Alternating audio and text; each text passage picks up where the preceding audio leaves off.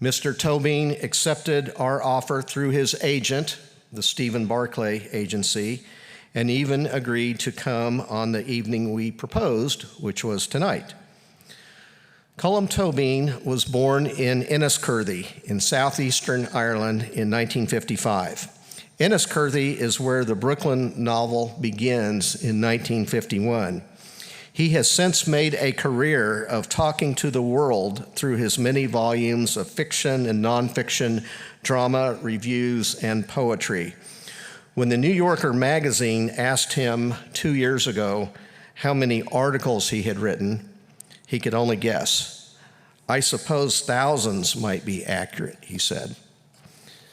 In 2022, Mr. Toibin's longtime interest in the German writer Thomas Mann led him to write The Magician, a New York Times notable book, which was named the best book of the year by NPR, The Washington Post, and The Wall Street Journal.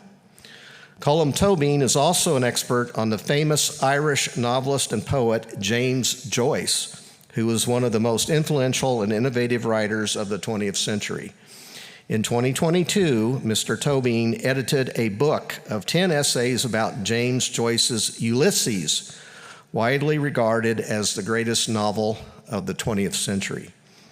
The book of 10 essays was published under the title of 100 Years of James Joyce Ulysses and tells the story of the writing, revising, printing, and censorship of the novel in 1922. Ulysses was banned in the United States from 1922 to 1933 because it was considered obscene at the time. Last year, Mr. Toibin also curated an exhibition for the Morgan Library and Museum in New York titled 100 Years of James Joyce's Ulysses. He teaches a course on Ulysses every spring semester at Columbia University in New York. The course is limited to 18 undergraduate students, but as many as 90 students tried to get into the course. If you want to get into his course, you have to write him a letter explaining why you should be able to take the course. And so the 18 students who are selected, I think, receive an incredible experience. So that course will meet next semester on Tuesdays at Columbia University. I think it's time now that we hear directly from the man himself. Please join me in welcoming one of today's most brilliant and beloved novelists, Mr. Colm Toibin.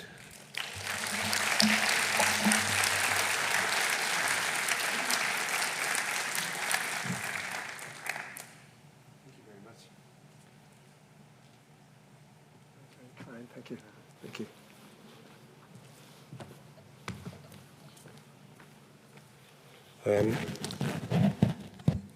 My father died in the summer of 1967 when I was 12, and we lived in the town of Enniscorthy, as Chad mentioned, and Enniscorthy was a small town in the southeast of Ireland.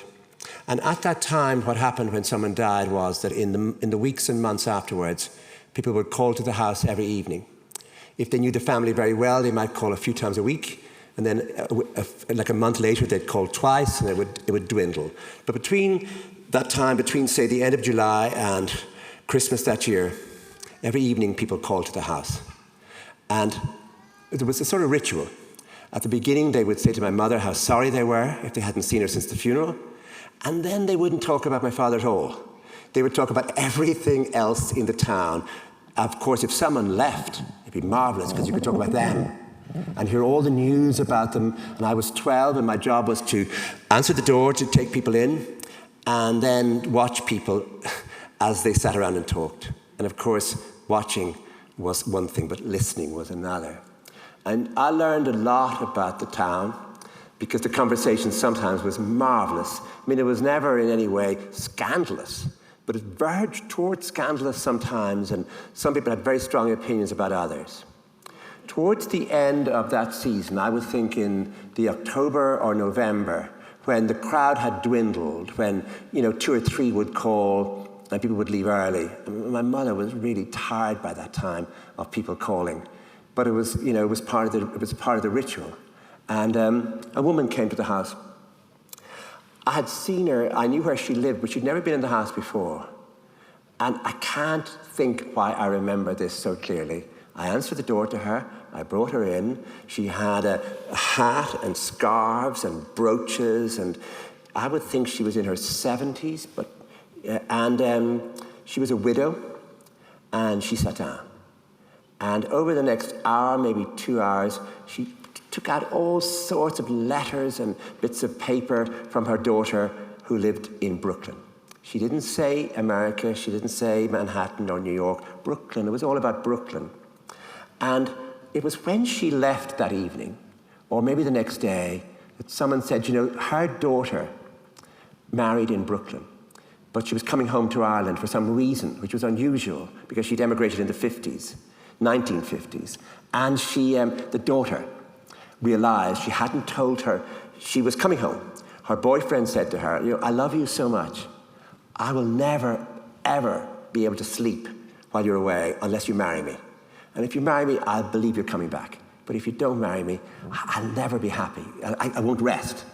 So she married him quickly, and she came back to Ireland, and she realized, of course, that she would have to take her ring off her finger because she hadn't told her family.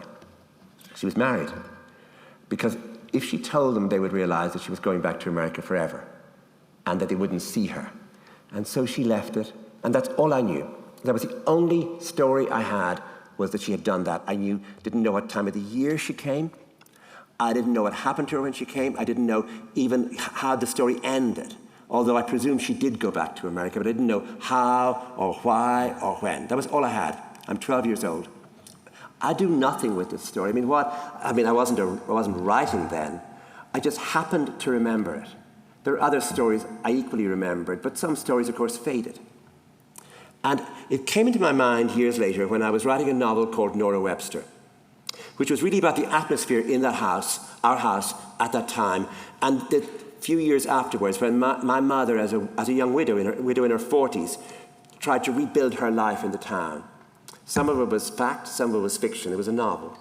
But I needed, in the opening pages of that novel, to actually have an account, just give one story, one thing that happened, one person who came.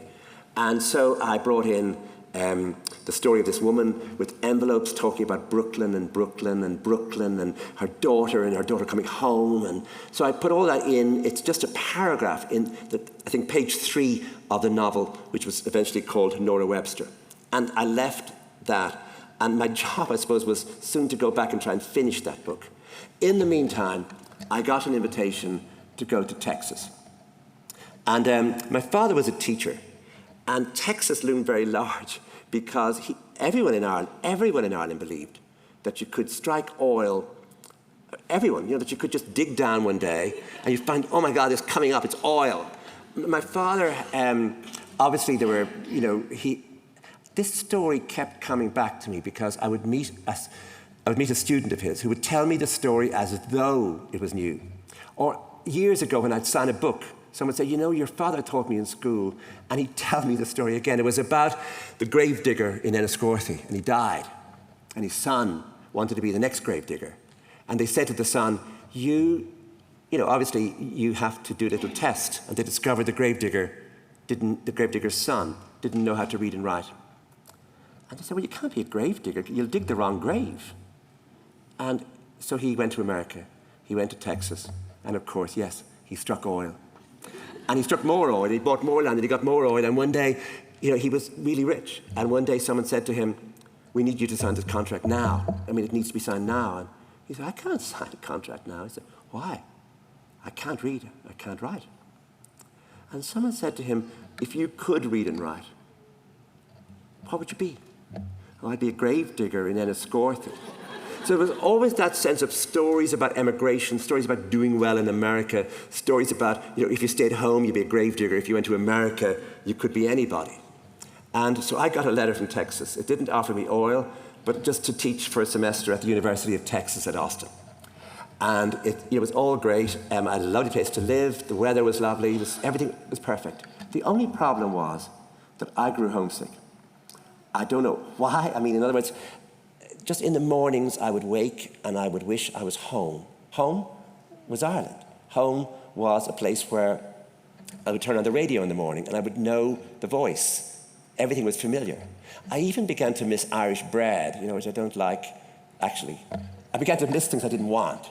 So in other words, a set of emotions grew that I associated with the people who had left Ireland in every generation since the 1840s. That, in other words, once real poverty struck Ireland, and once America advertised itself as a place of opportunity, Irish people in really every generation since about 1845 have made their way to America and sent back dollars or sent back news, but a whole sense of opportunity. And so I was in Texas just for one semester, but I knew that I was going home. I was different from the others. Other people had come for their lives. And I went home, and I thought for a change I should do some work. And I opened the first chapter of the novel Nora Webster. That was all that was written. I thought, I should finish this book. And I started to read the first chapter. And on page 3, I found that little bit I told you about, where the woman visits the widow and tells her about her daughter. And I realized in a second one night, in the January, I suppose 2007 maybe, that's a story. Stop writing this novel, but I wasn't sure how long it would be. But the girl who goes to America, have her going to America first, and then have her meeting someone, and then have her marrying him for some reason, but I didn't know why yet, and then have her going home, and then have her not telling them. And of course, that idea then of a drama between what she, the secrecy she would need to keep, and the reasons why, and the idea of this young woman having a very nice your husband in Brooklyn, and then someone else at home. And what would she do between the two of them, and how would she live? One of the things I was working with was an idea from home. My mother had 2 younger sisters, and my father had a sister who didn't marry. And so there were a lot of women in the house who would arrive, say, on a Sunday afternoon, and they would talk upstairs in my mother's bedroom, my parents' bedroom. And downstairs there would be a few men talking about sport or listening to the radio, listening to a match on the radio. And I'm a little boy moving between upstairs and downstairs. The women are really interesting. No matter what they talk about, they've all got something big to say. My Auntie Harriet almost bought a coat in Dublin. The price was right, but the buttons were wrong. And then my other aunt would say, well, why didn't you just buy the coat and change the buttons? And Mother would say, oh, that never works. And so it would go on like that, maybe for 2 or 3 hours. I felt sometimes there were, no, I didn't. I felt later, when I thought about it, that they'd been talking in a kind of code, that were things they didn't want to discuss. People didn't talk about their feelings or their private lives. So these women who looked as though they were having the most animated conversation about the most important matter could just be talking about a pair of shoes that needed new heels and where was the best place to get the heels, and then a story about some other pair of shoes that really didn't work because and then eventually they would look at me and say, you get out, you go downstairs, because whatever they had moved into, it was just slightly personal, or they didn't want to repeat it immediately to everyone, which I would actually do if I got a chance.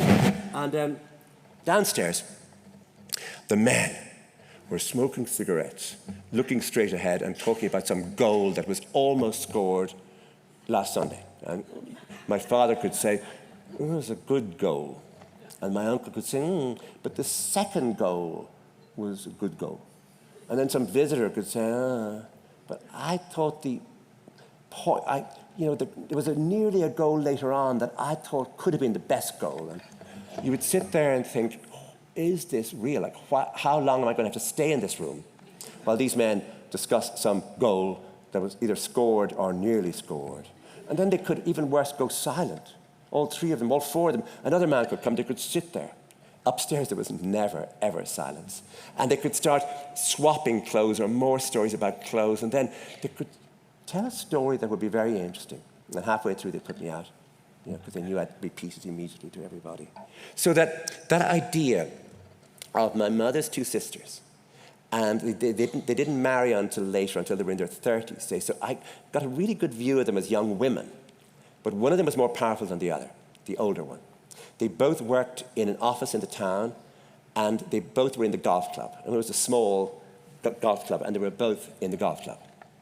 I imagined, what if the younger one, who was Harriet, what if Harriet had gone to America? What if, work had slowed down and one sister had a job and the other sister didn't, and their mother was a widow? What would happen if she went to America? Where would she live? What would she do? And for this, I became interested in creating a character that wasn't powerful. That wasn't someone who would sweep into America and instantly have friends and instantly have a great job and move around with, winning every game she played. I wanted the idea of Shy, a younger sister, someone who wasn't automatically ready for the world, someone who didn't spend her time looking in the mirror and worrying about her eyebrows and her hair, someone who was unself-conscious in one way.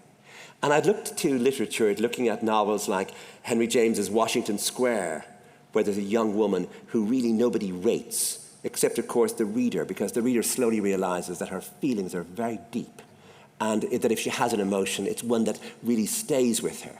Or I suppose a novel like Mansfield Park by Jane Austen, in which a figure like Fanny Price is somebody who, again, no one notices. She's not one of the girls who runs things. Her aunts sort of despise her or don't rate her. But the reader begins to notice that she's the one in the room who is noticing herself most, who is there in some very intense way, made all the more intense by her shyness or by her inability to actually, make things happen.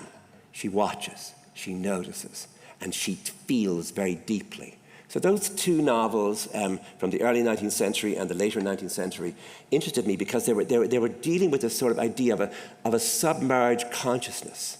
And anyone who's ever been shy or who's ever had to move into a new place and just realize that everyone here knows each other, everyone here knows what to do, and I don't. What if you put someone like that as the protagonist, as the heroine of a novel, rather than someone who would, as it were, strike oil in Brooklyn, meaning that she would have loads of friends and go to parties and experience New York as a city of glamour? What if she didn't experience it as a city of glamour? What if she went to Brooklyn? And what if in Brooklyn she had a job in a department store? And what if her boarding house was the center of the world for her? What if you worked with her in that way, that she was someone who didn't say much, but who saw everything, and who didn't make a lot of noise, who didn't, she wasn't a great dancer, she wasn't a great singer, but nonetheless people trusted her and people liked her. And what would you do? So in a way, I had done all the research when I was about 5, by listening to my aunts talking, by watching them carefully, by imagining all sorts of things then later on about them. But the later research was that some of the best history of that period, the 1950s in Brooklyn, is about sport. And so I found an oral history of Brooklyn where people were interviewed who had lived in Brooklyn in the 1950s. And there was one man who said something astonishing. I mean, I really thought, could that be possible? He said, in these years, most Italian men were looking for an Irish woman to marry.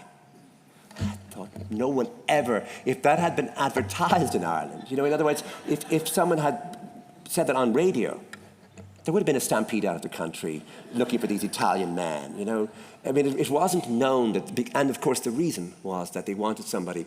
After the Second World War, the whole impulse to become more American. And then they wanted someone who was English-speaking, which the Irish girl would be. They wanted someone who was Catholic, which the Irish girl would generally be. And so these marriages began between Irish people and Italians. I honestly didn't know about that. But then I immediately had my husband. I immediately had Tony in the book because I thought, well, if she meets an Italian, where would she meet him? I said, what if an Italian decided that he just liked Irish girls? He didn't know why or what, but that he would just go to an Irish dance. And then I had to work out, how does all this work? And one of the things that happened in Ireland when so many people emigrated, especially to the English cities, the Australian cities, and the American cities, was that a phenomenon grew up called the emigrant priest. And the emigrant priest was someone who would fix things for you. In other words, if you were in trouble, not spiritual trouble necessarily, but if you had problems at work, or if you had problems, merging into the new society, the place you would go for help was to the church. And often there were priests who were there specifically to look after people who had just arrived and to make sure that they were not being exploited or they had somewhere to live. So a whole network grew up from the church. And I had a friend who lived in Brooklyn. I said to him, do you mind if I use your house as a boarding house? Meaning that I would imagine what his house had been like in the 50s in Brooklyn. And I would see it as a boarding house. And then thinking, what is the first thing, if you're in a boarding house and you're a young woman, the whole idea of noise in the morning, who gets the bathroom first? Like, in other words, just say there's 6 girls, 1 bathroom. Oh, that whole business of the noise of taps and the different sounds. And also, I suppose, for anyone new, the first letters home, I thought, it takes so long for the letters to come. You never know when they will come. And of course, letters from Ireland were, I think, significant in that they never told you anything. And letters back from America, if you study them, they didn't ever give you bad news. They didn't ever say, work's really hard or it's really cold. It was often, things are going very well. So it was that whole sense of that she had lost home. And she realized very quickly what that would mean for her, that she would never, ever be absolutely comfortable in any space again in her life, that she could say, my accent is just something I don't even think about. Whereas every time she went anywhere, someone said, where are you from? And that was enough to make her feel foreign. But there were many other reasons she would feel foreign. In any case, I then had enough from what the woman had said initially in 1967. Her daughter goes to America. So then she goes home, then there's the marriage. The rest of the book is completely invented. So that anyone looking at the story would think, but what's invented and what's fact? And by the end, I have to say, I don't know. Some of it is based on what the woman said. Some of it's based on my Auntie Harriet. Some of it is based on my friend's boarding house. And then all of the rest, the whole idea of coming home and meeting somebody else, all of that was me fantasizing. It's like being small, lying in bed thinking, what if? And you go, what if she met someone back home in Ireland? And of course, she has to come in the summer. Because if she doesn't come in the summer, it's going to rain too much. And she won't be able to go to the beach, it'll be too cold. It has to have those beach scenes, which will start to match the beach scenes that she's had when she was in the United States. And so I wrote the book. And when the book, there was a day about when the book had come out, and I was signing books in New York, and a woman came, and I think her son was with her, and she just said in a very quiet voice, I think that's my mother. And I said, do you mean that your mother married, she was Irish and married an Italian? She said, no, I think that is actually my mother. And I said to her, what's your name? And she said her name. And I said, well, I knew her mother had been the woman who came to the house, who told the story about her daughter in Brooklyn, and this was the granddaughter. In other words, they knew the story too, that their own mother had come back, had got married in America to this guy who was crazy about her, and then realized she should have told her family, should have warned them, came home, took off her ring, and they spent some weeks in Ireland without telling them she was married. They knew that story too. So we looked at one another because obviously so much of the novel was made up. And so she knew how little of it I had taken. But nonetheless, I thought it was an amazing thing. She said to me, that's my mother. I thought, well, it started with your mother. And so I'll come back to that in a minute, but the problem now was that someone wanted to make a film of the book. And what do you do? Because I felt the person who wanted this was someone who was buying the rights to an awful lot of books that year, would buy the rights to 10 books, would make one film, and would keep rights to the other 9, and you just never hear from them again. So I sort of worried about this. And one day in New York, I met a woman, she came up to me at a thing and said, do you own the rights to that Brooklyn? Did you write that book? And I said, I did. And she said, well, and then she told me her story, that her parents had gone to New Zealand in that very year, 1951, and that she was from Ireland, and that she was brought up with the whole shadow of Ireland. And she was a film producer. And so we started to talk, and eventually it was agreed that she would produce the film. And so 2 years went by where they tried to gather the money. And in those 2 years, the strangest thing happened, that the actress Saoirse Ronan, that's spelled Saoirse, Saoirse Ronan became old enough to play the part. That when we were looking for the money first, Saoirse was too young, and now she was right. She was Irish. She had never played an Irish part before. She'd played a lot of British and American parts, but this was her first role as an Irish actress playing an Irish person. And they started to work. The first thing was, of course, I realized if I write a screenplay for this book, I'll get it wrong. And I spent a year working on something that I really don't know how to do. And so someone else wrote the screenplay. The rule was I didn't have his phone number and I didn't have an email address for him. Leave him alone. You signed a contract. Let him do the book and see what he does eventually. So you can just imagine how tense that is, because he eventually sends me what he's done. And you know, he couldn't do anything, because he could even make her English, or he could send her somewhere else. But anyway, he was very faithful to the book, with a few tiny exceptions, which were to do with Irish speech. And we met in London, and I just said, thanks. You know, you've done something very unusual. Instead of trying to change my book, you've tried to actually distill it or find a way to film it. And very few people do that. You know, people want to take over your story and do something horrible, or just do something different to it. So things were really going very well. I went to Montreal, and I got a little part in the film, but they were shooting the parts in Montreal. And if you look, I mean, obviously I wasn't nominated for an Oscar for this part, but I don't get to speak. And you can't, but anyway, I wear a cap, and I'm trying to get into America. I'm just before Saoirse Ronan, who's just behind me. And so the film was ready, and the problem was that the cinema in my town, Enniscorthy, had closed. And that was serious, because the producers in England said, well, we'll show it in Wexford, which is 10 miles away. It's very hard to explain, you know, because there were English people. No, we don't like Wexford people, and we won't go there for a film. And that sort of made them very suspicious. But I said, like, please don't do this to me, because people in Enniscorthy won't go to Wexford. And so in the hotel in Enniscorthy, they made a sort of cinema. And they had to have 2 showings. And it was an amazing idea that in that opening sequence of the film, where she comes out the door of that house, I know that street. I was brought up in a street just beside it. I walked that street every day when I was growing up. So it starts there with me walking that street. I then imagined that street as a place where she lived, and had her coming out the door of it in 1950 or 51. And then they filmed the sequences in the town. They did some in Montreal and the rest in Enniscorthy, because the director went down and saw that the town hadn't changed, you know, that it hadn't really modernized so that it could look like something from the 1950s. So he filmed many of the Enniscorthy sequences in the very streets where they were set.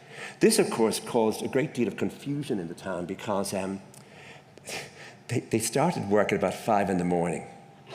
And the camera people will get everything set up. But in Enniscorthy in general, if there's anyone around at 5 in the morning, they're usually coming home from something, like a party. But the idea of getting up at 5 in the morning to do anything, it was really new to people, because people tend to get up at about 9 or 10, or I mean, a bit later anyway. But so the town was abuzz with all this news, and they were changing shops. So a lot of people got parts as extras. But now, so in other words, I lived in those streets. I imagined her in those streets. It was filmed in those streets. And now, just 1 street away, in a big hotel, we were watching a film using those very streets as well. And at the first moment, there was a sort of hush. People went, that's, you know, John Street. And I said, yeah, look, and that's turning down. And so that was very exciting. But there was something else, that people dressed up. Everyone, there was no rule, but people wore, you know, men wore bow ties. People just thought, at an opening of a film, you base yourself on the Oscars. And so people in Enniscorthy really got beautiful clothes for the occasion. And I'll come to the Oscars in a minute, but I was, I thought we looked better than any of the people in Hollywood. I mean, our clothes were better. Just we generally looked better. It was a more glamorous evening. If only the magazines and the TV had been there, they would know that Enniscorthy really was, you know, glowing that night. And of course, the woman I spoke about, the granddaughter, she came to that opening in Enniscorthy, and there were 2 showings, and the bar stayed open until I don't know what time of the morning. And a new thing in my life, this only happened twice. The producer said to me, you have a car and your driver, and that driver and car you have all night. I thought, God, where do I want to go? You know, like the idea of it, you know, like, oh, we could go. But anyway, that was the first time. I'll come to the second time in a minute. So then the film was, it was nominated for 3 Oscars, and including Best Screenplay, which, as you know, I didn't write, and Saoirse for Best Actress. And this was very exciting, and everyone was in, suddenly we were all famous, you know, in LA, and they said to me, you have a car for one night only, can take you anywhere you want to go, and a driver. And I said, I didn't say, but I wanted to say, can I go to Mexico? But in any case, the Oscars starts very early in the afternoon. I don't know why it starts so early. And there are 2 ways in. And the first way in is obviously the red carpet. It's filled with photographers, filled with cameras. And the second way in doesn't have any carpet at all. It's just cement. And that's the way I went in, because if you're not nominated, you're nobody. And if you're a you're a novelist who wrote the novel made into the film, you're sort of nobody.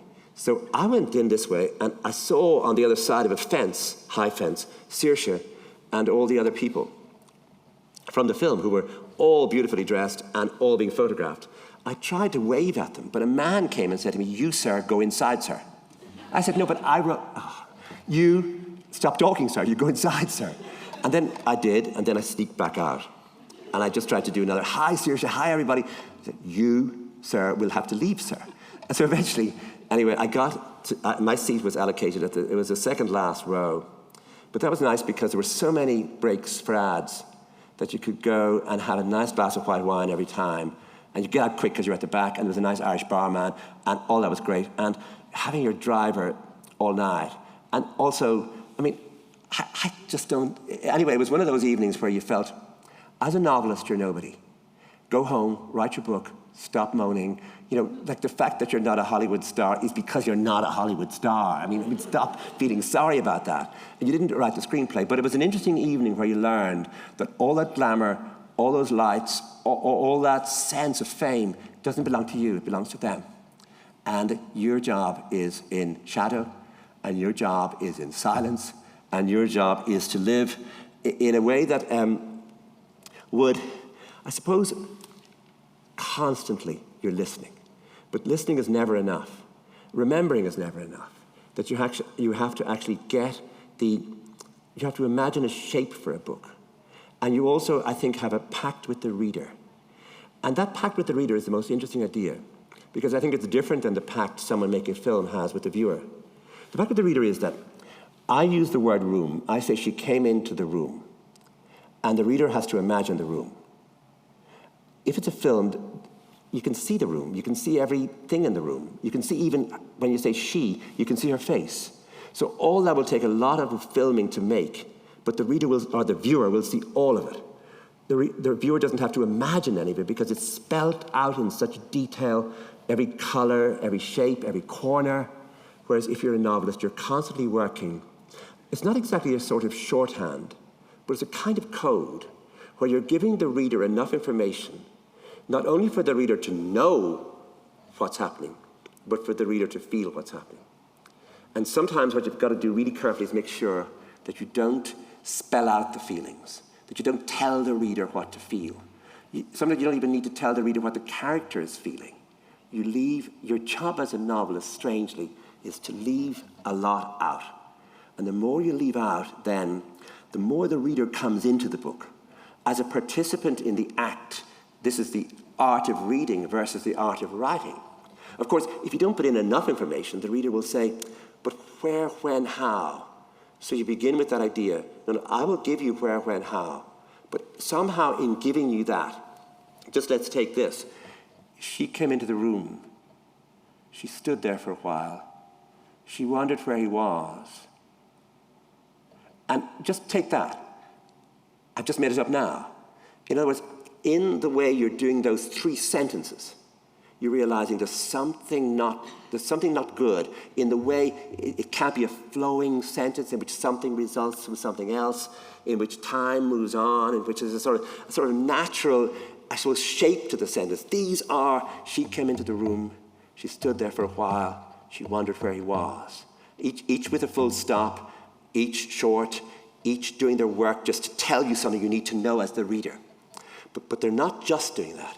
Somehow, somehow you're trying to capture a rhythm in that staccato sound, a rhythm that goes underneath the words or in between them and brings in, almost as song does, as music might, a sort of emotion that cannot be easily named. You might feel in those sentences that whoever she is uneasy, is worried, is waiting. But whatever it is, you're getting a sort of unease, that it's not an easy sentence. And so what you're always working for is that. How much to leave out, how much to include becomes the first thing. Clarity becomes the second thing. Just make sure the reader doesn't think, hold on a minute, it was raining in the previous paragraph. How come it's now sunny and she's lying on a beach? You have to work with that. And sometimes that can be funny. And sometimes you can really, really get things wrong. I mean, the worst example is, I even hesitate, I shouldn't tell you this, but the editor rang me up from America and said, your novel, we're looking forward to publishing it and all this sorts of stuff. And they said, we have a little problem. And I said, okay.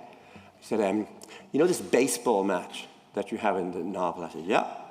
She said, well, we're a bit worried about it. And I said, well, I did go to a baseball match. And since she's an immigrant, she doesn't know a lot about baseball. So she won't really understand how it works, but she was there. And the editor very dryly said, I know. Meaning, like, don't explain. And I said, well, what's the problem? She said, well, you just read it out to me, or I'll read it out to you. You're saying, at the interval, at half time.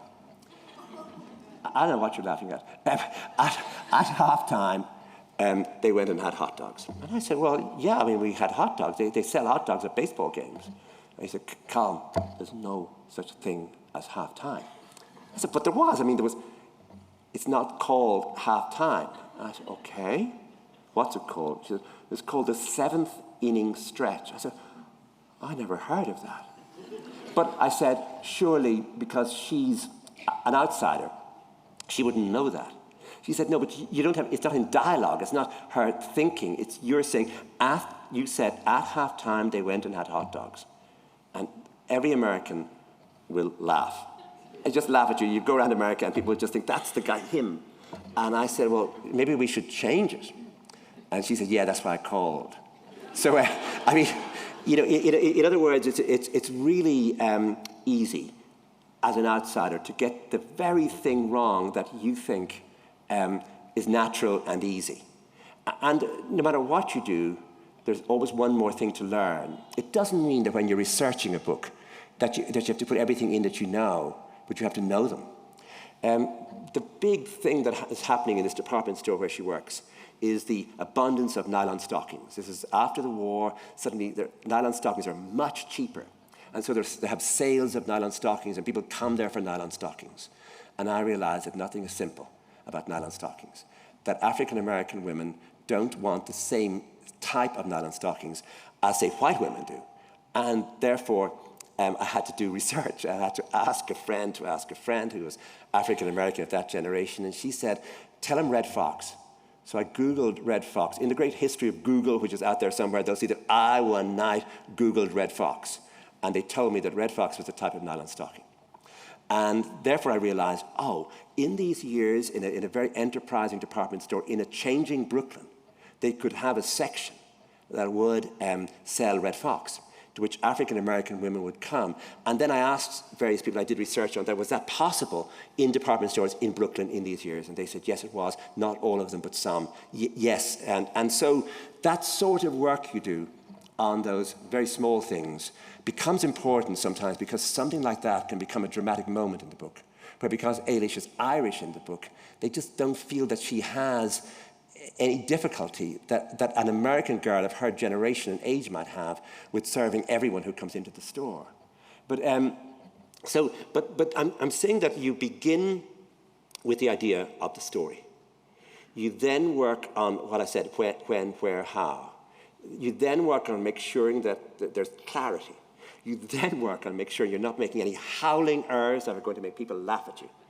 And then the real work is, because the real work is writing. And the earlier things I'm talking about is preparing to write or getting ready to write, postponing writing even, that you have to write it sentence by sentence. And one sentence is a reply to the previous sentence. And I wrote the book in longhand, meaning I wrote it with a pen on paper. And my job was to try and dramatize this, what I thought was a small story. In other words, a girl who is not assertive, who is not in any way noisy or colorful or in any way ready for the world, that she is the one who emigrates. So you have to keep the prose down, you have to keep the sounds down, and you have to constantly be ready also to move quickly. And in a way, it's almost like sport, although I know nothing about baseball, so I won't say it's like baseball, but I mean that sometimes you have to leave something out. So you think, okay, she's leaving Ireland, and the last farewell to her mother is going to be very sad. It's going to be a big sentimental scene. You can see it. I think, don't write it. Just move her from a moment in Ireland to a moment in America. Leave that out. The reader can imagine that. It's not hard to imagine how that tearful parting would be. Leave it out. Just leave it out. Just move on. Move quickly. Sometimes move slowly. Sometimes move quickly. For example, when she's coming into America, people know what it's like to be in Ellis Island in those years and be medically examined and have your papers checked. Leave it out. Everyone knows that. So there's a constant game you're playing between how much will I put in rich detail, small detail, the department store, sounds in the morning, the weather outside, the sort of, if she goes shopping, what can she buy, letters coming home. If she goes to a dance, what's the first dance like? What exactly are the girls called who are in the boarding house? What each one of them does, what each one of them speaks like, what the meals are like.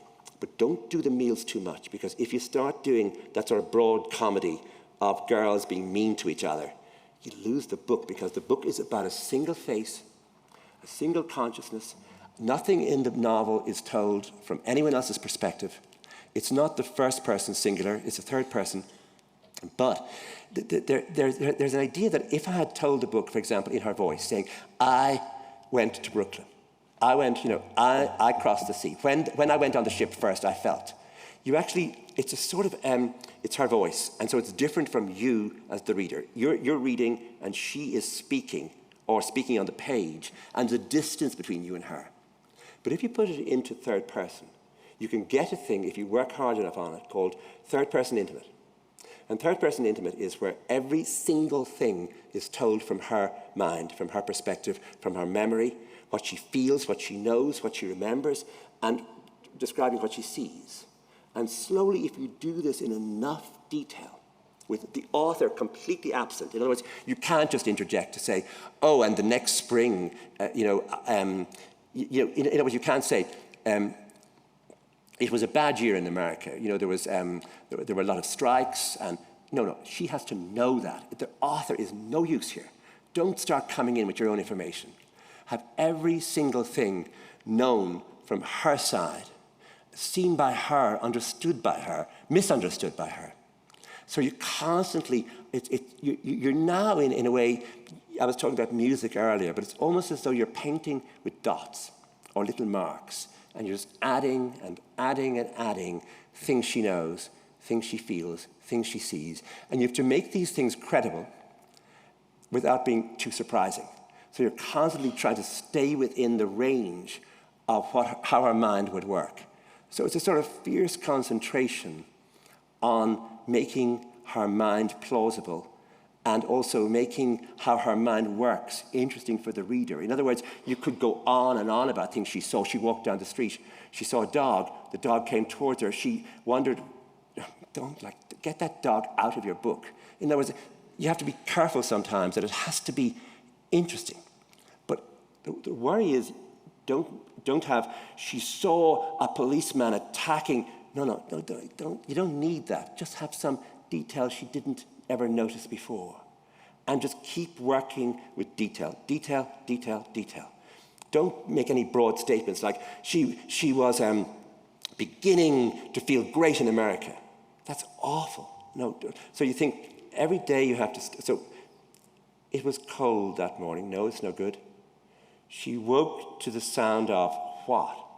The stairs creaking, a tap going in the bathroom, or you have to keep thinking, what did she see? What did she feel? What did she notice? Make no broad statements and just keep it like that.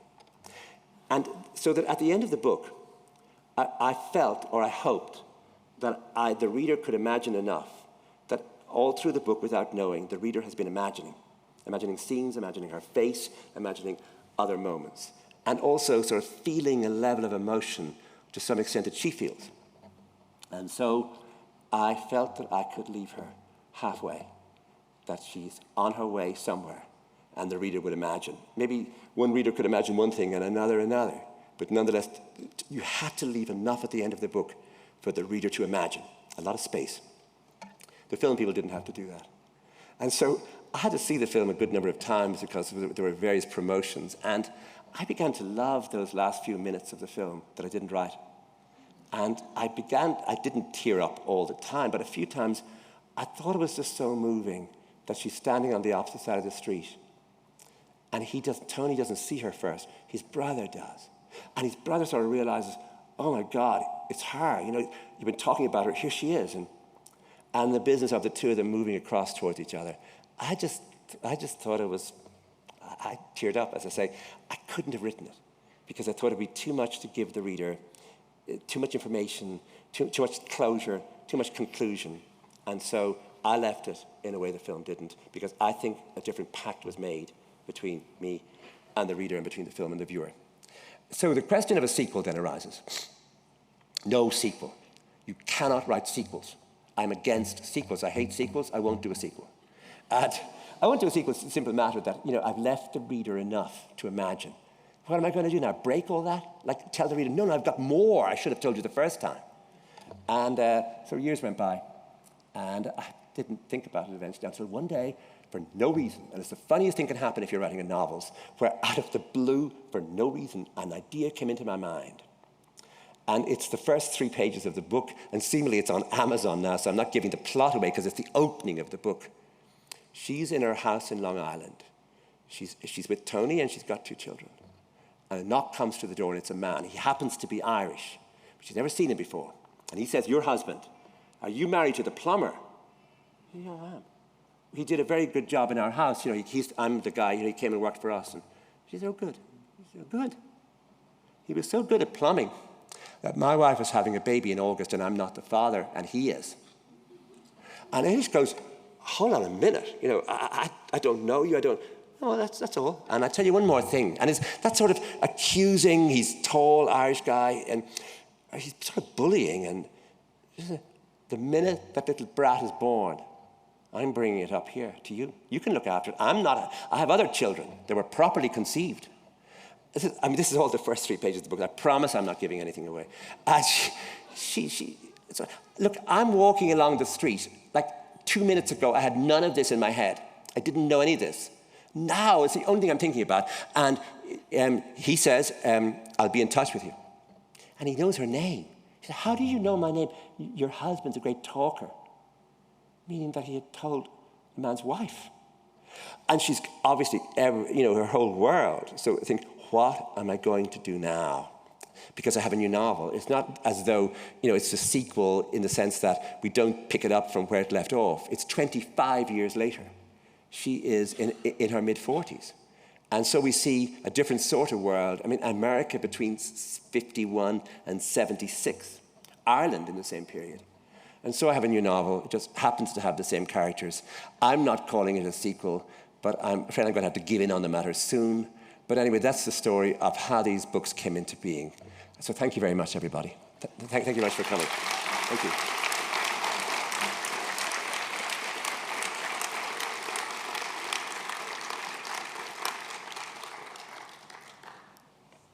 So if anyone has any questions, I will promise to answer them.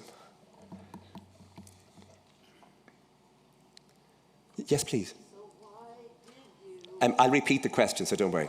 So it could have been a whole new novel with other characters. Why did you make it English and Tony? Oh, actually know the answer to this. Why did I make it, instead of making a whole set of new characters? Because I had one image only for a new book in all the years. It was that at some point in the future, Eilish is walking on the beach in Ireland, and she's obviously home, and she's got two teenagers with her, and they don't look Irish. In other words, they really look Italian. I mean, the other ones, they have big brown eyes and dark hair, and someone stops her and says, you're home, and who are these? And she says, they're my children. That's all I had. So I always had that sense of the two children, the Italians, the fact that she put a huge amount of her sort of funny energy into being a mother, bringing them up well, and in Long Island. And oddly enough, that particular episode has got cut out of the new book because it just didn't work in the end. But it was always a sense of her and these two children. So I had that, in a way, for 15 years to just keep circling the idea of her with these two children. And so, in a way, I'm talking about the disruption of the sort of house she's built. And, it couldn't have been anybody else then. Yeah. We do have mics over here on each side of the aisles. If people want to come up and line up, you can get your question answered over here. I mean, don't all rush. It's really, we have plenty of time.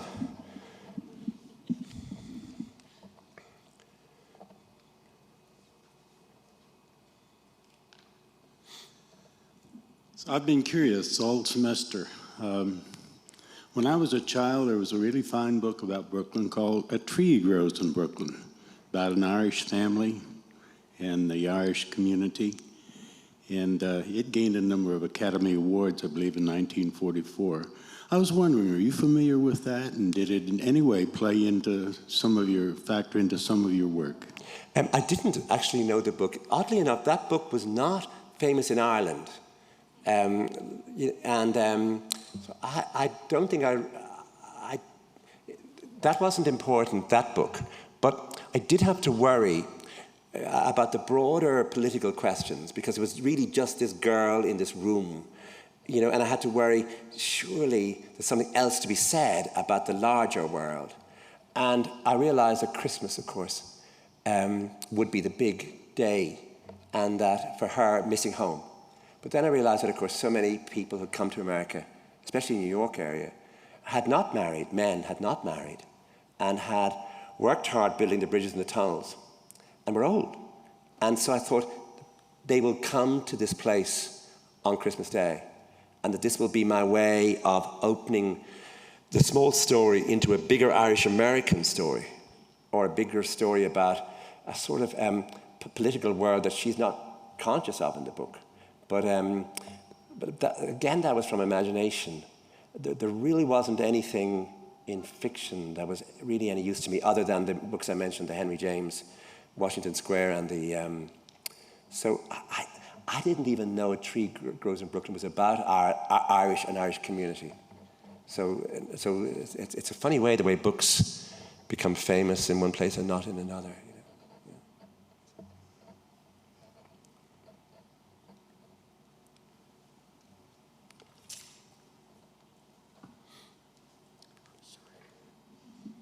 Hello. So I read the book and I also watched the movie. I was curious as to why, particularly I guess in the book, that the sister's death was not as prevalent. It just seemed like she was a big character, but her passing just happened so quickly, and so it was like a blink, and then she was just moving on. I was curious as to what played into that. I suppose the first idea would be that there has to be, that if you think about it, why were they so interested in sending Eilish to America? And one of the reasons is that in Ireland in those years, and I know this from my own family, if there was a widow and she had daughters, one of the daughters would stay with her, would not marry. And that daughter then would just grow old in a house with her mother, looking after her mother, and then would be left on her own in the house after her mother died. And you could see Rose realizing that if she were, that since she knew that she had a serious heart ailment, that if she died, Ailish would be left with looking after the mother. So some idea of secrecy, of not telling anybody, which was as the first idea that Rose just didn't tell her.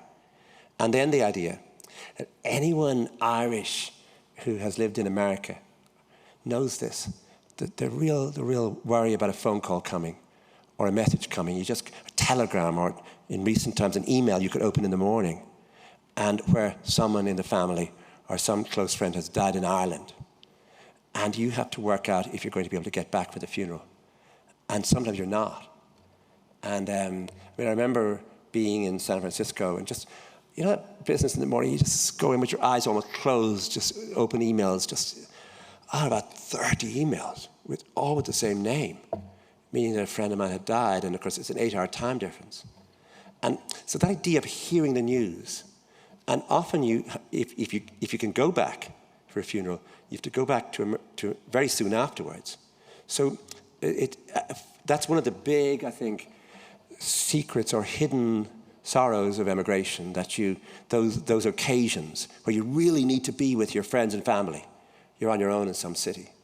And so I was trying to work that out, how sudden it would be, and then how that she couldn't stay to get involved in a process of mourning.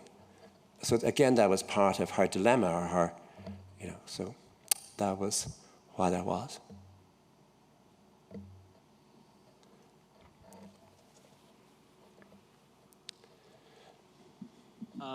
I was just wondering if there's any particular movies, Irish or American, that... Sorry. Oh, was there any movies that you would recommend, or anything Irish or American that you really enjoy that maybe has inspired works at all? Well, I thought the film that you saw here, The Quiet Girl, was a really beautiful film. It's made from a book by Claire Keegan called Foster. And again, I thought it was reasonably faithful to the book.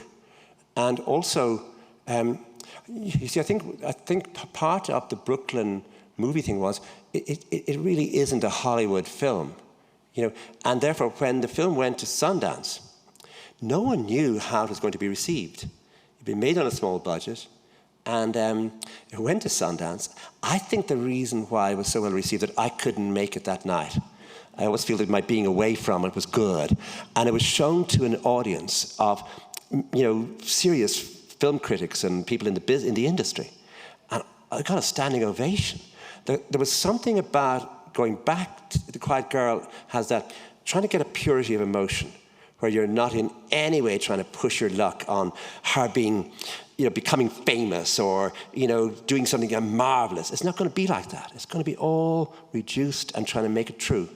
And so I think The Quiet Girl really gets that idea that with slow movements of the camera, using the camera on the face, that you can get a lot of power. And I mean, the director was Irish. And again, John Crowley is from Cork, living in London. So he knew what I was talking about. The producer knew what I was talking about, because her parents had gone to New Zealand. So we were all working out of an emotion that we felt had not been properly resolved even. Despite not being described, but not even within families and people ever been resolved, there was a great deal at stake for us in trying to make sure that we didn't exaggerate that, or we didn't in any way, I suppose, misrepresent it or disfigure it. So we were involved in something quite serious emotionally for ourselves, and somehow or other that got into the film. And The Quiet Girl, it was amazing watching it in New York, where Americans were just sitting thinking, because I would have thought it was too quiet, too Irish, too truthful in a way to a very local and particular place. But suddenly that, oddly, if you work on that enough, you can get a universality specifically by not trying. That you're not telling a story that covers the whole world. It's one story. And one story might include the story of everyone in America, because somebody came on their own once. And maybe that is an idea that matters in America, but I didn't know that when I was writing. If you start thinking like that, you make a really awful mess of a book, because you think, oh, this is everyone's story. No, it's not. This is one one story. This is one moment. Get this moment right. Stop worrying about the larger questions. For some reason, this worked with this very sophisticated film audience at Sundance. So, and that's how the film then began its journey, from that audience.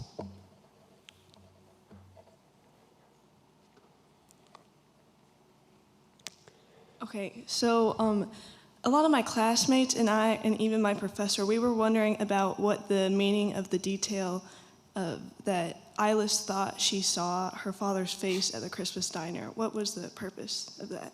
Yeah.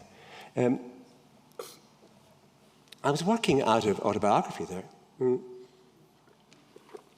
I was with a friend in New York, both Irish, and we go to visit a bar, a small Irish bar, where her uncle is the barman. And she had not met her uncle before. He had not been back in Ireland. And my friend, it was really uncanny to go in because the barman looked like her father, because he was her father's brother. But he looked uncannily like her father. So for a second, I could see what she saw. And so it was just that idea that that in that Christmas morning, she is thinking about home. She's, all sorts of nostalgia and feelings. But for a second, now there's one other thing, and that there is a very particular way for an Irishman of a certain generation to come into a room. And that might seem ridiculous. I mean, what way could this be? But it would be, he would come in all watchful, checking things behind him, smiling a bit, but not too much. And there's a certain thing that could only be Irish. And the only ever time I ever saw it was in Iceland. And I saw it also in Newfoundland. And it was we're in a bar in Newfoundland, which is off the east coast of Canada. And there are a lot of fishing people. Anyway, someone comes in behind me, or behind everyone in the bar, just opens the door.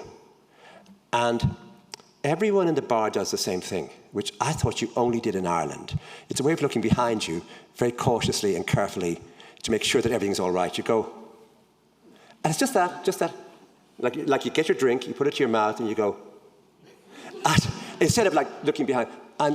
In other words, I'm thinking about those sort of gestures that you could associate with home. And for a second, just in the way he comes in, the cap, the way he holds himself, the body language, the modesty, the lack of arrogance, there are a whole lot of things. She's, for a second, thinks, Jesus, that's my father. So it's just that.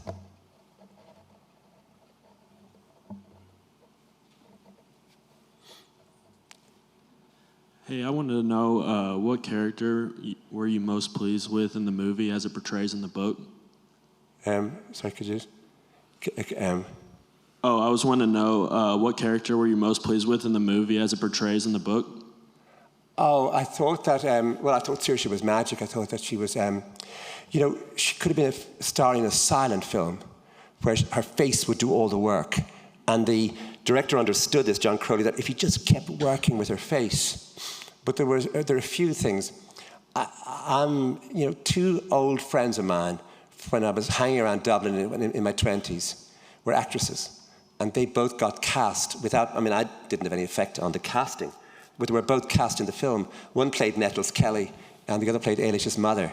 It was just so great to see them. It was a sort of luck. It was a sort of feeling of, we've all come home, look, and so we hung out together, and that was good. But I thought that Donald Gleeson, who played the part of Jim, I thought he managed to really do some very beautiful things. In other words, by keeping the drama reduced, by bringing it down to just a gesture, something he was doing with his face or his hands or even his voice. So I thought that was very interesting. And Nettles Kelly was just great. And my friend Breach, who played Nettles, is a really nice person. And so it was such fun watching Breach being really unpleasant, because she's never unpleasant, as a non-actress. Yeah. Was there somebody? Yeah, thanks. So first off, I wanted to say thank you for coming and kind of giving us a good understanding of what goes on through your mind. So My question kind of goes with the movie. Like, when you watched that movie for the first time, was there any, like, shocking, like, thing you didn't think they would add to it? Or was there anything that you kind of wish they added to it? Was there anything that hit your mind when you were watching it for the first time? Oh, there was a way, yeah, there was a way they filmed Tony, Emery Cohen, in the dance that I just couldn't believe they had done. Like, how do you introduce him? How are you going to make him? Because, you know, a movie has a constant problem with time. You probably got 1 second to establish that he's the one. He's the one. How do you do that?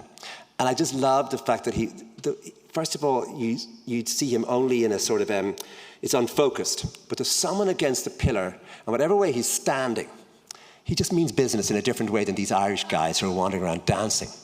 And it's almost enough, you know, it's almost, I think, God, I should have thought of that. You know, I should have, like, how do you get him to, like, how do you establish immediately he's the one? Watch him, never take your eyes off him again.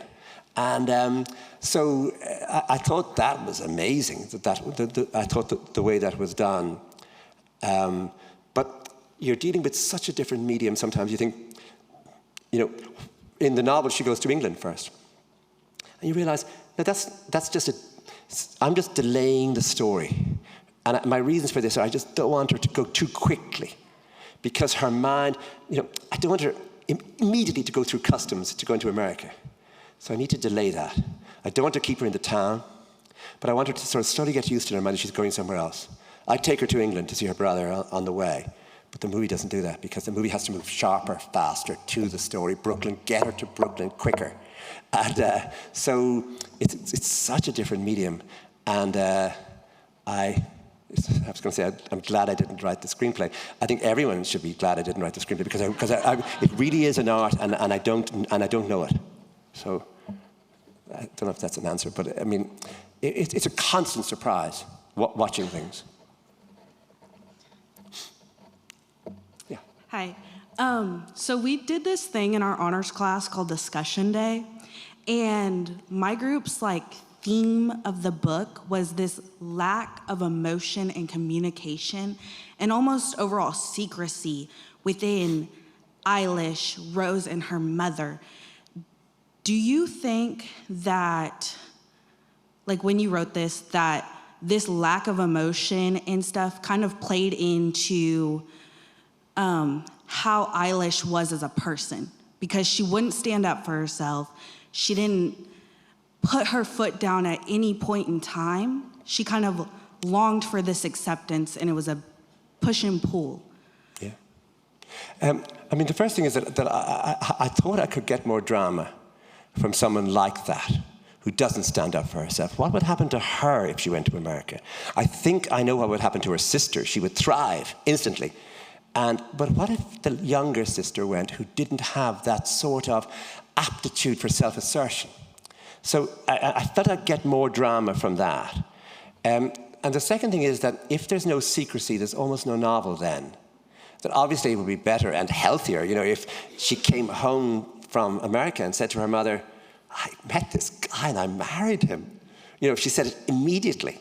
Or if she had decided she couldn't marry him until she spoke to her mother. She made a decision, someone who never makes decisions.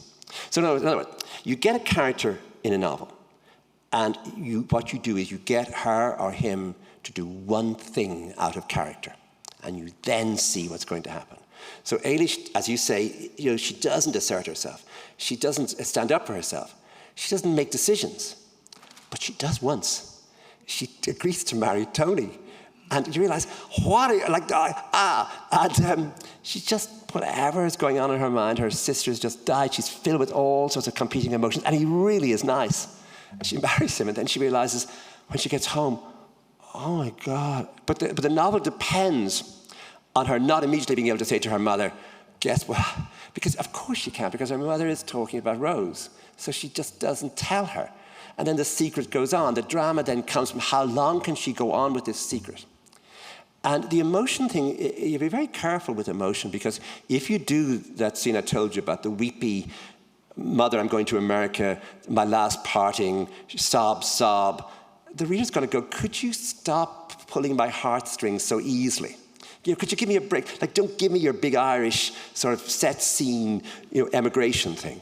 Keep the emotion down. And I think you're right as well to think that particularly Eilish is not particularly good at expressing her feelings, but she's also capable of being quite remote sometimes from a moment in which she should be engaged. So I'm constantly working with that idea that she's not in any way a good person, but that's not important as much as that she's not somebody who's easy to read. I think all the time there's something else going on in her that people around her just don't know. And I thought that would be more interesting to do than to have somebody who had worked out a way of living that, in a way, allowed them to thrive. She didn't have that. And so I suppose my idea was to make her as complicated as I could without trying to make her larger than life. And I realized that there are a lot of flaws in her. And I thought this would be much more interesting in a novel than if you could use her as a model, for how people should live. I don't know if that makes any sense, but Yeah, the aim all the time is not to have her do something obviously good, although she will sometimes. She'll send presents home, she'll be nice to Tony's family, but other times you realize she's just shut down emotionally in some way. I thought that would give me drama. And in a way, the only thing you need to do in a novel is to dramatize. You need drama. Someone wanted to know about adultery. Everyone's against adultery. But if you don't have adultery, often you don't have a novel. So Madame Bovary, you don't have Madame or Bovary if you don't have adultery. And so novels often deal with areas that are grey, dark, complex, and strange, and not necessarily useful morally. So that's the idea. Okay, I have one other question. Yeah. When right before Eilish goes to America and when she comes back, people are looking at her like she is this larger than life figure almost. What do you think in your personal experience, researching immigration and all of that, what do you think that Eilish coming back means to the Irish? I didn't have to do real research on that because next door at home, there was every summer in the same 2 weeks or month, the old woman next door, her two sisters came, one from England and one from America. And they were two women. They were probably in their 60s, and they both arrived at the same time. But the American woman just loved being in America. And no matter what anyone said, she said, well, in America we have, and everyone loved her because she had big accounts, and she was so beautifully dressed. And she worked as a housekeeper for a family in Connecticut. And my mother said, that family is fabulously wealthy. I thought, fabulously wealthy. And so that idea of someone coming from America, of course, she'd have clothes. She wouldn't just have the clothes she was wearing. She'd have the clothes she didn't need anymore in another suitcase. And her sister would start wearing them. And then there'd be a whole fashion show of clothes coming from America. Honestly, in these years, that idea of clothes from America, of a suntan from America, of a hairdo from America, and of teeth from America. I saw President Kennedy in 1963, in June 63. My father took me out of school. We went down to Wexford Town, where he was, while he came around the corner in an open car. But his teeth were extraordinary. They were white. We didn't do white teeth. We had sort of yellow teeth or something. But, and he had all of them, it seemed, which Irish people at the time really didn't usually have. And so, look, America represented glamour, opportunity, but not just that. That it was as though there was a tonic in the air in America, especially for women, that allowed them to just look good. When Irish women were still worrying about, should they dye their hair or not? Americans had got over that, a century earlier. So it's, sometimes it's a too easy story to tell. You've got to be careful not to exaggerate. But that's what it was like. I didn't have to do any research. I just had to go next door.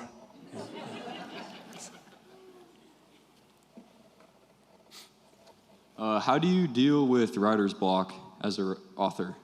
How do you deal with a writer's block? Look, get up. Get out of bed. Go over. Whatever you're working with, a sort of screen, and write something.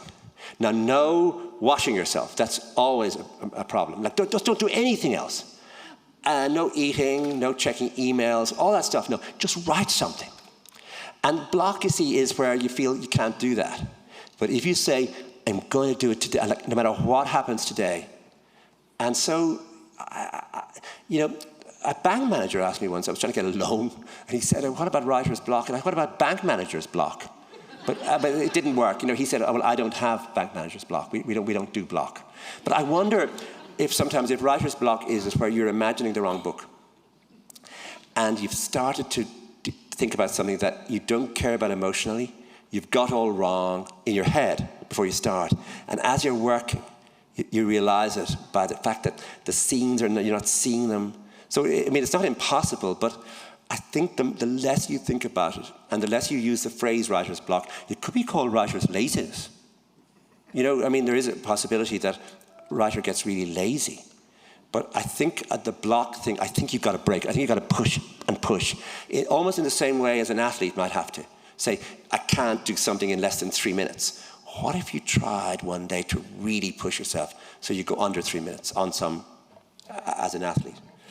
So I'm not being helpful because I'm just saying, don't even think writer's block.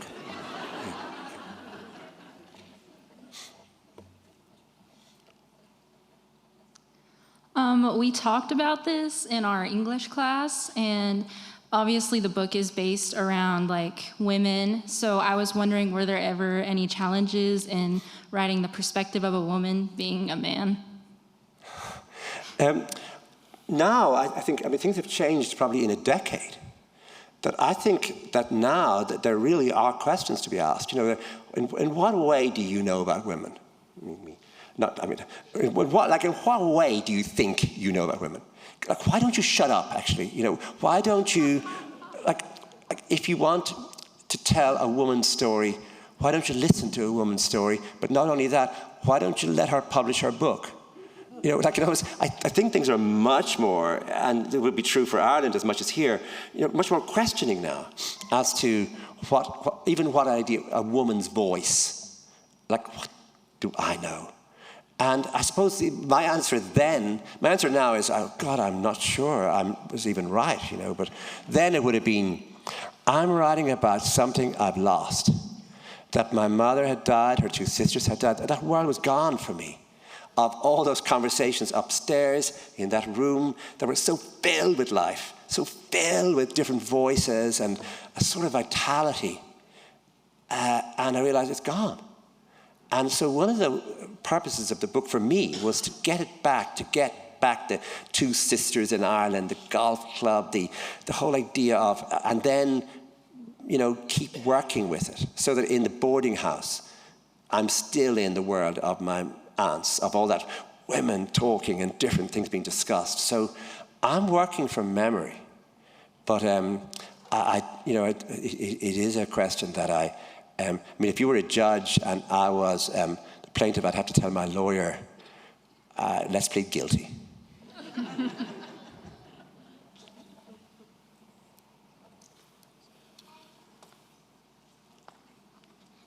I got a question more on kind of like the writer's block. When overcoming that writer's block, does it kind of give you like a second life? Kind of keep going with your story a little bit?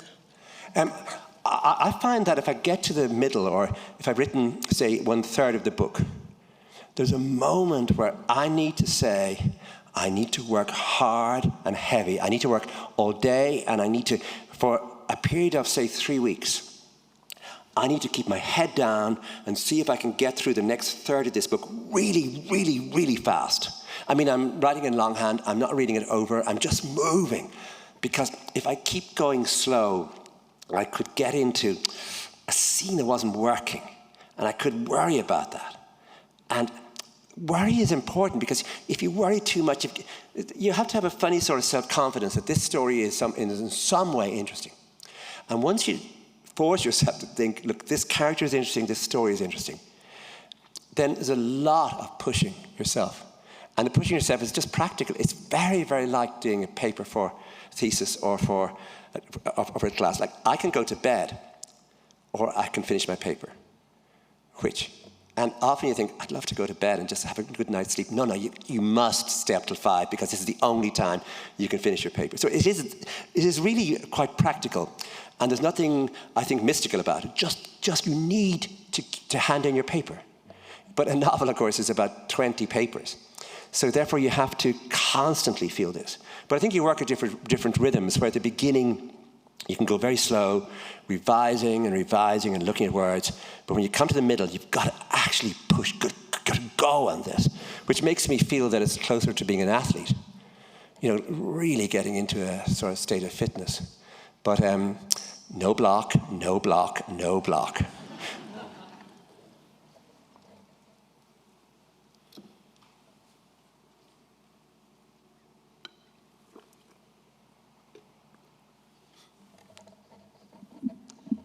Ailish was certainly complicated for me, and every time I thought I came close to her, it felt like she got farther apart. So one thing that I'd like for you to clue me in on was when she and Tony had premarital sex, she insisted they both go to confession. But yet when she went back home as a married woman, there was no rush to go to confession when, you know, she wasn't acting like a married woman. That really conflicted me. Yeah. I mean, there are times, if you're writing Catholic characters, it's often very difficult because you have to imply their Catholicism. For example, Ailish's mother is a practicing Catholic. She would go to Mass, perhaps sometimes in the day, but she'd certainly go on Sunday. But that's not in the book. And the reason it's not in the book is that it's obvious. It's just there, and there's no need to deal with it. But in the, I think in that business of herself and Tony, it's a bit of it's a real shock for her what she's done, because it was the last thing she expected. And so she feels they have to go to confession. And I mean, I don't know if it's here, but where I'm from, there really was an issue about confession where you could get a really nice priest. And there were some priests known to be nice. And there were other priests known they could turn on you. And you know, people are waiting outside and they could be listening. But that the second time when she's back in Ireland, she is in such denial about so many things. She's in denial that she's married. She's in denial that she's going to have to go back to America. So there's a whole sense of her suspending her entire life while reality waits outside. And so in that time, you know, the church is used for weddings. I mean, it's a big moment where there's a wedding.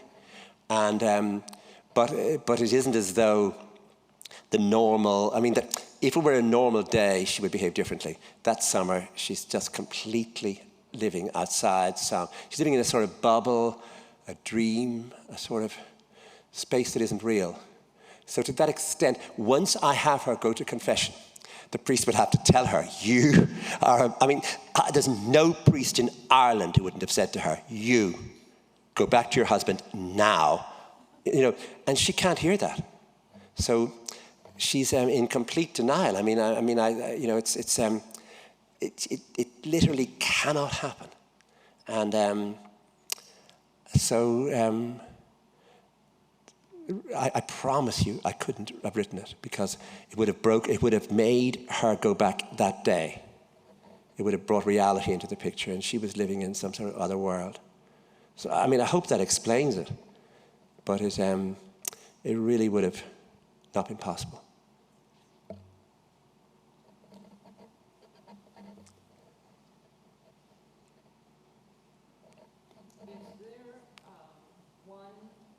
I can repeat the question. Is there one or two ways, I think there are probably many, that you could say that James Joyce has really influenced you strongly? We're talking about the influence of James Joyce. Well, I think that his book of stories, Dubliners, is a huge opening up of space in Ireland where you can see Irish characters being presented not as comic or not as doomed, you know, doomed to poverty or in some way or other just too funny to be real.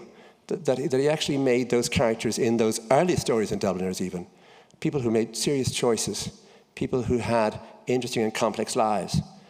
To that extent, that book has been very important, but I suppose it was also the sense of him, the ambition, the sense of, I mean, Ulysses is such a complex and interesting book, and you can just go over it and over it and over it, realizing that this young Irishman was so well educated by the Jesuits and then by this new university, because Catholics in Ireland didn't go to university because they were just too poor.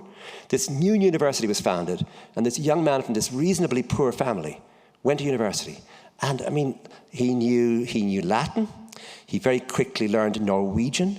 He had Italian, but he was his father was effectively unemployed, in a very poor city.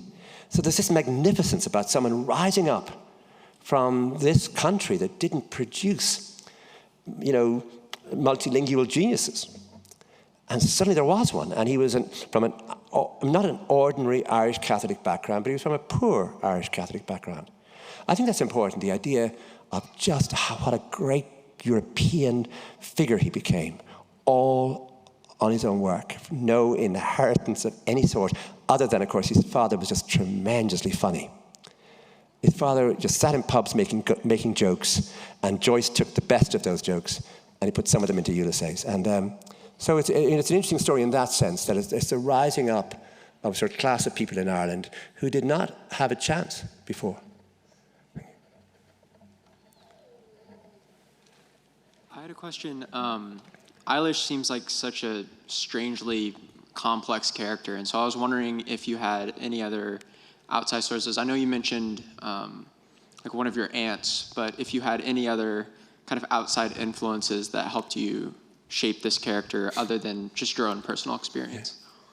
Yeah. You see, I think if you base a character too much on an individual, you lose the character, because you can't really get someone and put them into a book, getting into their mind and their memory and their feelings, and do that accurately.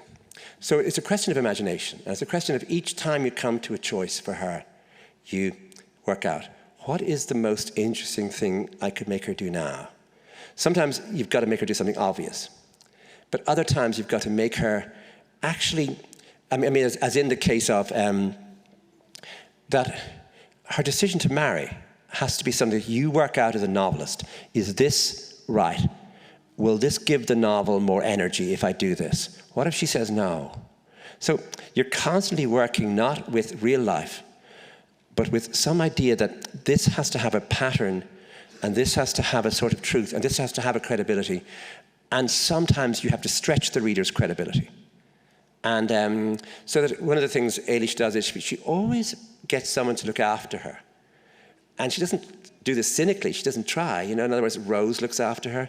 The woman on the boat looks after her. The landlady, to some extent, looks after her. And at work, she is sort of looked after. So there's a sense of her as someone, I think we all know someone like that. And no matter where they go, someone's looking after them. And you wonder, I always wonder, how would you, is there a formula? Is there something you could do? But I'm thinking that that's always consistent. She doesn't annoy people. So you start with that idea. She doesn't annoy people. And then working out of that she meets someone who seems to her the most charming fellow she's ever seen. The problem she has is that in Ireland, she would have known his cousins. She would have known all about him, his father. This time, she knows nothing whatsoever about him. She has to do all the judging herself. And so you keep moving her out of comfort zones into places, not necessarily of discomfort, but of where there's a sort of openness now. She has a choice. She has to see things. She has to stretch herself in the way she sees things. But I think the source for that always has to be, what does the novel need in order to make this novel not more real and not more complex, but somehow closer to some sort of, I would call it sort of shimmering truth, where you never can judge, you never know what she's going to do next, but she's not going to do something outlandishly strange. And yet, all the time, every day, she's got a new choice to make. So that's some version of how you make those decisions. Thank you. Thank you. Yes? Let's make this the final question. Okay. No, it's okay. If you, I can repeat if you. I was surprised by the ending. I was wondering, how is this going to end? She's crying away, doesn't know how to write the letter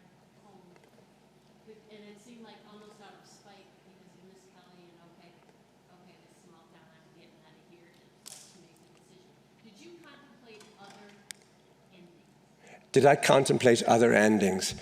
No, she was always going to go back. I mean, one of the things is also, for people of that generation, marriage was marriage, even though the marriage had taken place only in a registry office, a civil marriage. But it was a marriage. I mean, a divorced woman could not have functioned in Ireland. And she would have to worry all her life that news about her divorce would come to Ireland. If she married again, it would be bigamy. So it was really difficult. Once anything happened that would make her be found out, she was gone. The dream, she had woken from it. And therefore, trying to get a scene that was credible where she would decide to stay. You have to keep remembering it's 1951. How would she do it? How would she do it? It just wasn't possible. And so it needed one big thing to get her to go. And what's really strange is how quickly news can come from America to Ireland. If you think you're, I don't know, trying to get an example, but you could meet someone at home in Enniscorthy. You could say, I heard you were in Joplin. And it wouldn't be the internet. This is before all that, Oh, cousin of mine, is so-and-so. Oh, really? And you realize, oh my God, that news comes back all the time. And so I realized that was, that her landlady is Irish. And that's dangerous because news is going to spread. So, in a way, she's someone who made one big mistake, which was marrying him. But it seemed right at the time, or at least it seemed plausible at the time. And so I was trying to work out the dramas of that, but no, there was never, in other words, the possibility of having her to make a big decision. I'm going to, confront Irish society. I'm going to be a divorced woman if I want. She's not like that. So it just couldn't be done. Sorry. So thank you very much, everybody, and thank you very much for questions. Thanks for coming. Thank you.